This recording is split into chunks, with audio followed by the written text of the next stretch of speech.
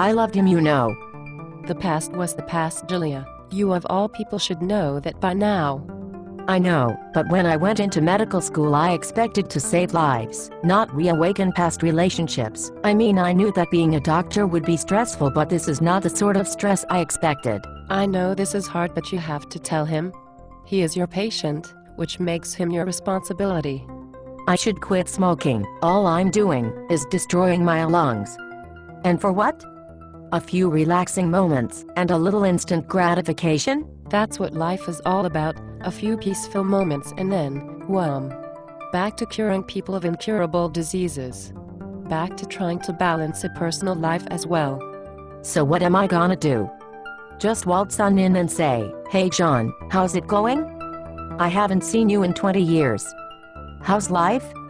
Oh, by the way, you have lung cancer. Have a nice day." This is serious, Julia. I know life can be hard sometimes, but you just got to persevere and keep on trucking, and right now you have to tell him the truth.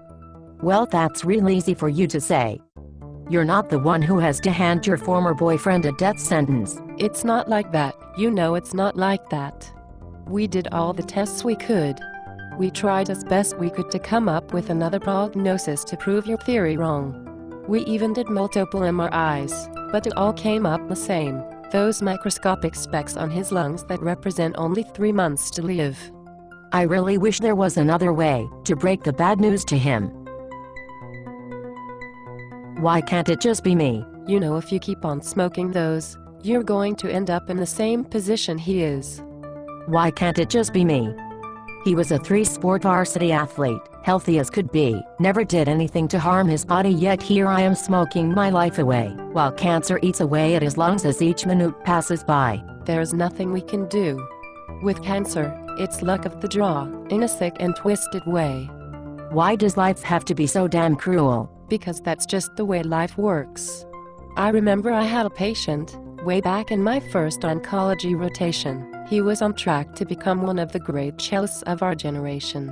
One day he was rushed to the emergency room. He had had a stroke that left him completely paralyzed on his right side. And why are you telling me this? Because he was never able to play another note on the cello again. Life takes some crazy turns, sometimes for better, and sometimes for the worst. The thing is, you have to get over it, and you have to move on. You're right, you're totally right, but how does that help me in this situation? Not telling him won't do anything for you, and certainly won't do him any good. One way or another you are going to have to tell him, whether you like it or not.